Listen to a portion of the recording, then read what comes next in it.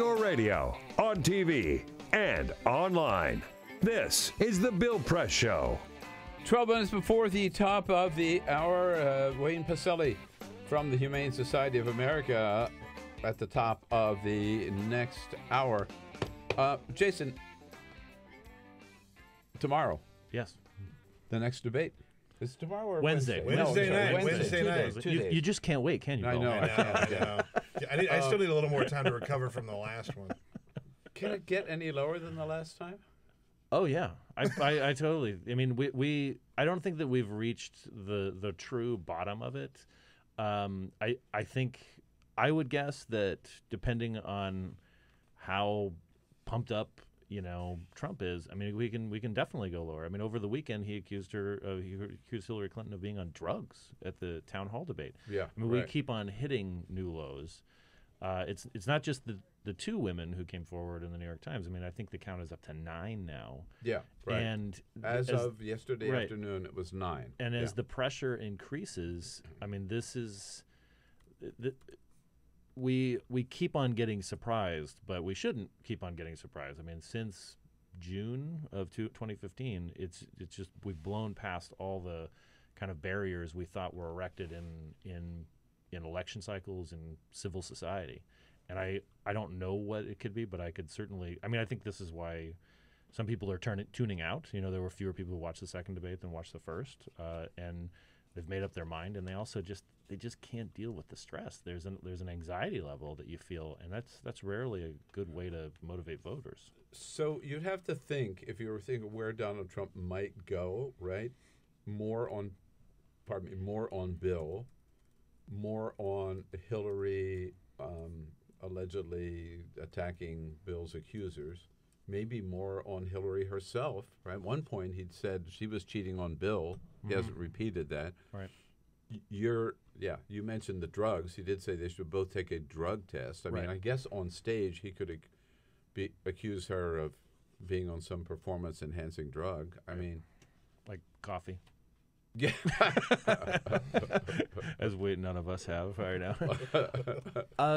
And I hesitate to go toward just full bore toward the absurdity, of the situation, but I think actually one of my favorite reads, one of the things that I don't cringe, when I think about reading in this election cycle, has been Alexandra Petri at the Washington Post. Yeah. Who she had published it a little earlier in the week, but on Saturday her chronology of conspiracy, history with Hillary Clinton was published in the Saturday Post, and it was just this. It was this great encapsulation of every crazy thing that has been, sort of thrown at the Clintons and particularly Hillary Clinton in the last, 50 years. It starts off with her being, born in hell, and because she's been accused of being the devil now, and it just keeps on getting like stranger and stranger, and I think that's obviously Alexandra Petri like specializes in a certain like sort of satirical tone, but it's almost getting to the point where that's the only way you can accurately reflect it, because it's just, if you watched the rally, the West Palm Beach rally from last week they're talking about, it's just this, it was incoherent as a speech, just simply as a speech, as a message. It was impossible to pin down a message in that speech. The headline in the New York Times this morning: officials fight Trump's claims of a rigged vote. I think it was in that speech that he talked about the election. And he's talking now, and every tweet just about mentions the same thing. Right. This election the fix is in, so-called. Here he is. The process is rigged. This whole election is being rigged.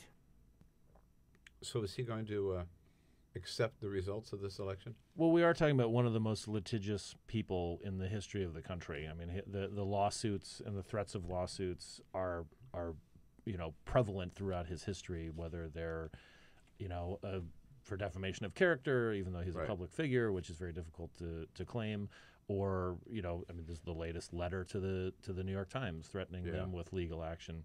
So it wouldn't surprise me. It would be depressing, but when you look at the concession speeches of people who have lost before, even after hard-fought battles. Yeah, It's hard to imagine Donald that Trump. coming out of. All right, now I'm going to interrupt you because you brought some little audio-visual or some visual aids here. Yes, so very quickly, give us a couple of them. Okay, so the first one is button a collection. George Wallace for President button, and I don't know whether this is from 68 or 72, but it is to show you just how much things change. It's Wallace for President, stand up for America. And Make America. yeah, it's not quite Make America Great Again. not but too it's far, damn yeah, close. from Make America Great Again, but very close. Then there's a Nixon Agnew button from 72, which is they'll tell it like it is, which let's just leave aside the irony for a moment, but just this idea that you can have a candidate that will get rid of political correctness and tell it like it is. And that's what a lot of people Right. say they like About Trump. Donald Trump. Right. Exactly. And Right. then the George Wallace. Yeah, and then just to show you we're bipartisan here, Jimmy Carter can save America. One man. One man can do it, One huh? man can do it. So the rhetoric is sometimes unchanged, even if the delivery does change markedly. as Thank in you, the cycle. Jason. From Thanks, Bill. CQRollCall.com. We'll be right back. Connect with The Bill Press Show on Twitter. Follow us at BP Show and tweet using the hashtag WatchingBP. This is The Bill Press Show.